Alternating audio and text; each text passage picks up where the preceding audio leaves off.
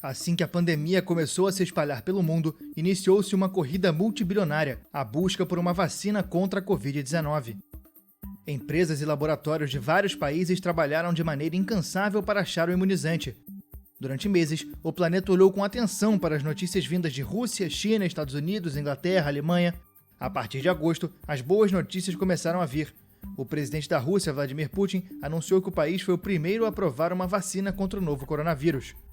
A Sputnik V foi batizada em homenagem ao primeiro satélite lançado ao espaço pela União Soviética e foi desenvolvida sob a desconfiança da comunidade científica internacional.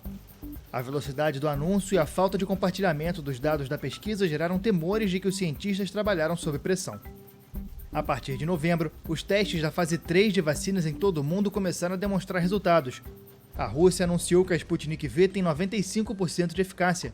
A americana Moderna anunciou eficiência de 94,5%, enquanto a vacina da Universidade de Oxford, em parceria com a AstraZeneca, tem cerca de 70% de eficiência, mas com uma logística de armazenamento menos complexa.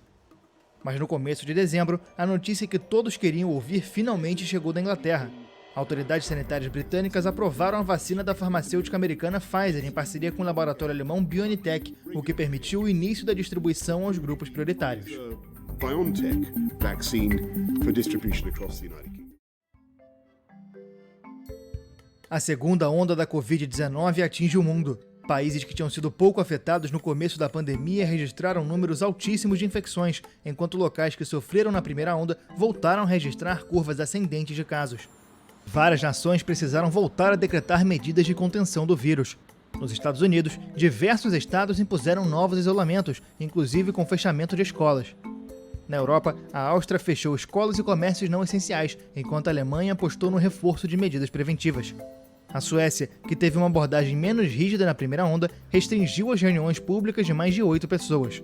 França, Espanha, Reino Unido, Itália e outros países precisaram implementar medidas para diminuir as curvas de contágio antes das festas de final de ano.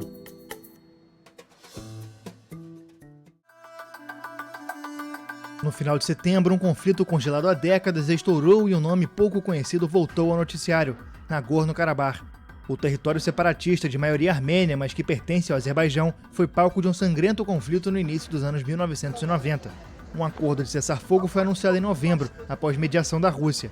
O tratado contemplou conquistas pelo Azerbaijão de territórios que o país não tinha controle há décadas e foi considerado uma derrota humilhante pelos armênios, que protestaram contra o premier Nikol Pashinyan.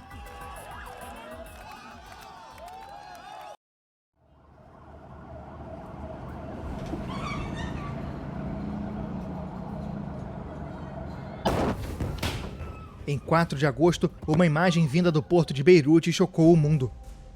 O Líbano, já em crise social, política e econômica, foi abalado por uma explosão em um armazém onde estavam guardadas há anos toneladas de nitrato de prata, um material extremamente instável. Mais de 85 mil construções entre casas, hospitais, prédios e escolas foram danificadas, 190 pessoas morreram, mais de 6 mil ficaram feridas e 300 mil desabrigadas. A tragédia gerou uma crise política ainda maior, com renúncias de governos e dificuldade para formar uma coalizão em uma classe política que comanda o país há décadas e é acusada pelos libaneses de corrupção.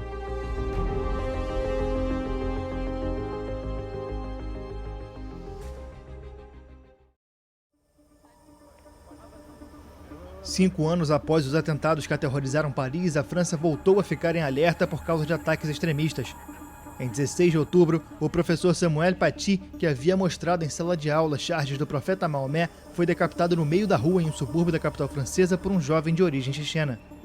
O caso gerou indignação e foi condenado pelo presidente Emmanuel Macron, que classificou o professor como um defensor da liberdade que incorporou a República Francesa. A ausência de uma crítica mais veemente à exibição das charges gerou muitos protestos no mundo islâmico, entre eles do presidente turco Recep Erdogan, que chegou a questionar a saúde mental do presidente francês. Pouco depois, novos ataques extremistas foram realizados no país, um deles na Basílica de Notre-Dame de Nice, em 29 de outubro, quando um tunisiano feriu e matou 3 pessoas com uma faca. Entre as vítimas estava Simone Barreto Silva, brasileira de 40 anos que há 30 morava em Nice.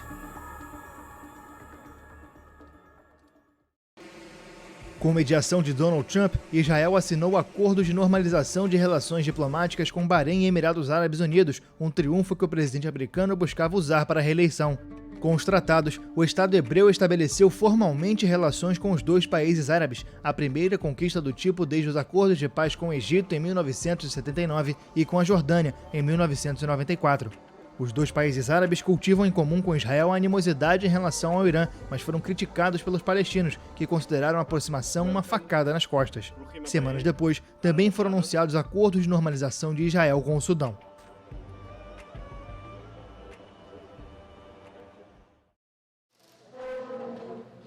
Os Estados Unidos foram às urnas para as eleições mais importantes em décadas, que demonstraram que seriam agitadas desde as primárias. Do lado do Partido Republicano, o presidente Donald Trump aparecia como favorito à reeleição. Já no Partido Democrata, as primárias foram recheadas de candidatos. Entre os mais de 20 postulantes, alguns chamaram mais atenção. A senadora por Massachusetts, Elizabeth Warren, o ex-prefeito de South Bend, em Indiana, Pete Buttigieg, o bilionário ex-prefeito de Nova York, Michael Bloomberg, e o senador por Vermont, Bernie Sanders, que angariou importantes apoios e foi o último a anunciar a desistência da candidatura para a vitória do ex-vice-presidente de Barack Obama, Joe Biden. Outra candidata que participou das primárias democratas foi a senadora pela Califórnia, Kamala Harris, que acabou sendo escolhida como vice de Biden. A oficialização das candidaturas ocorreu durante a pandemia, tema que marcou toda a campanha e analistas acreditam ter sido decisivo para o resultado final. Com medo de comparecer às urnas no dia 3 de novembro, milhões e milhões de americanos decidiram votar de maneira antecipada. A votação por correio bateu recordes, apesar das tentativas de Trump de prejudicar o serviço postal. Ao somar os eleitores que foram às urnas na terça-feira de eleições, o comparecimento foi o maior em mais de 100 anos. Na noite das eleições, Trump reivindicou vitória. Com a preferência dos democratas pelo voto por correio, o início das apurações indicava um cenário favorável aos republicanos. Com o prosseguimento da apuração, a situação se inverteu e mais estados foram sendo projetados para Joe Biden, entre eles Arizona, Georgia, Nevada e Pensilvânia, decisivos para o anúncio da vitória do democrata. Trump se recusou a aceitar a derrota, não fez o tradicional discurso de concessão e prometeu judicializar a questão, em uma retórica cada vez mais estridente. Apesar disso, Biden começou a transição, enquanto os estados iam confirmando a vitória democrata.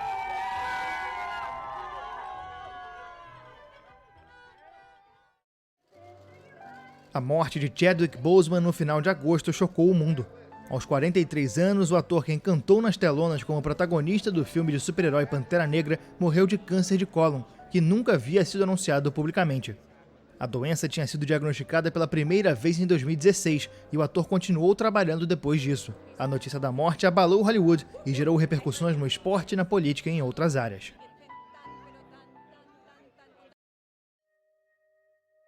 Cientistas estabeleceram a presença aparente do gás fosfina nas camadas de nuvens de Vênus, um gás presente na Terra e que gerou muitas perguntas sobre a origem do elemento.